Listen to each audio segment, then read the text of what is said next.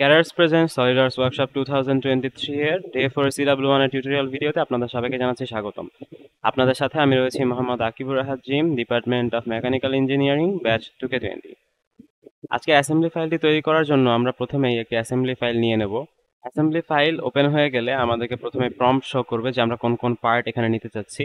তো আমরা আজকে আমাদের জন্য এই নাকেল জয়েন্ট ফোল্ডারের ভিতরে 5টি পার্ট ফাইল রাখা আছে, এগুলোকে ওপেন করে নিব এবং তাদেরকে আমরা ভিউ পোর্টে প্লেস করব। আমরা চাইলে ইনসার্ট কম্পোনেন্ট দিয়েও এই একই কাজটি করতে পারি, কিন্তু এভাবে যদি আমরা ওপেন করি তাহলে অনেক দ্রুত সময়ের মধ্যেই সবগুলো পার্ট চলে আসলো আমাদের ভিউ পোর্টে। এখন আমাদেরকে এনশিওর করতে হবে যে প্রত্যেকটি পার্ট ফ্লোট অবস্থায় আছে কিনা। যেহেতু আমরা পার্টগুলোকে ফ্রি ড্র্যাগ করতে পারছি, তার মানে এই পার্টগুলো ফ্লোট অবস্থায় আছে। কিন্তু এই যে আমাদের কলারটা আছে, এটাকে ড্র্যাগ করা যাচ্ছে না, তার মানে এটা ফিক্স হয়ে রয়েছে। তো আমি এখন রাইট ক্লিক করে এটাকে ফ্লোট করব। এখন আমি এটাকে ড্র্যাগ করতে পারছি। তো আমরা যেভাবে দেখতে পাচ্ছি যে আমাদের অ্যাসেম্বলি ফাইলে,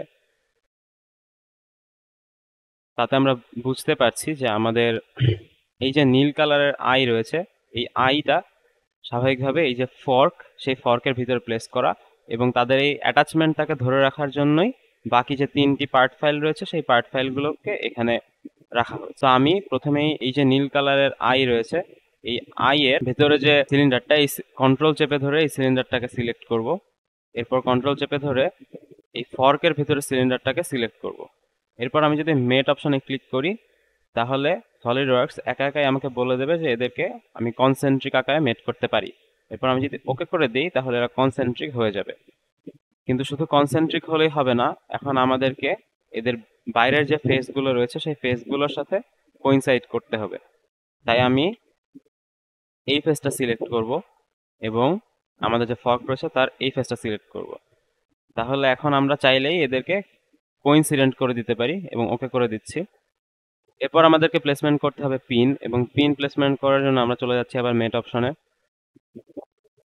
এর আউটার ফেস সিলেক্ট করব এবং এটার ইনার ফেস সিলেক্ট করব।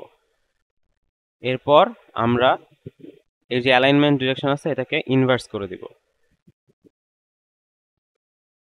অ্যালাইনমেন্ট ডিরেকশন ইনভার্স করা হয়ে গেলে আমরা ইনার ফেস, রেড পার্টের আউটার ফেস সিলেক্ট করে নিতে পারি। এরপর আমাদেরকে কলারটাকে প্লেসমেন্ট করতে হবে, এবং কলার প্লেসমেন্ট করার জন্য আমরা এই যে কলারের এইখানে যে একটা হলো সিলিন্ডার আছে এটার ভিতরে ফেস সিলেক্ট করব এবং এই ফেসটাকে সিলেক্ট করব। এখন আমরা চাইলেই এই ফেস এবং এই ফেস সিলেক্ট করতে পারি, তাহলে আমাদের কলারের প্লেসমেন্টটা হয়ে গেল। এবং কলারের প্লেসমেন্ট হয়ে যাওয়ার পরে আমাদের এই যে পিন রয়েছে সেই পিনটাকে বসাতে হবে, এবং পিন বসানোর জন্য আমরা পিনের যে আউটার সিলিন্ডার আছে এটা সিলেক্ট করব, আউটার ফেস, এবং এই ফেস সিলেক্ট করে দেবো। এক্সিস নয়, এই ফেস।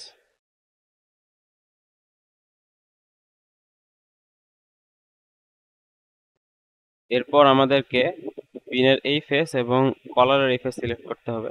আমাদের যে কাজটা এখন বাকি আছে সেটা হলো যে কোনো একটা পার্ট ফাইলের অরিজিনকে ফিক্স করা, এবং সেজন্য আমি এই যে হলুদ কালারের যে পিন রয়েছে, এই হলুদ কালারের পিনের অরিজিন, অর্থাৎ এটা কন্ট্রোল চেপে ধরে অরিজিন সিলেক্ট করব এবং এই অরিজিন সিলেক্ট করে মেট করব।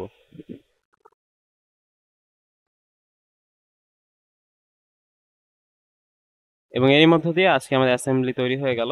এতক্ষণ আমার সাথে থাকার জন্য আপনাদের সবাইকে জানাচ্ছি ধন্যবাদ।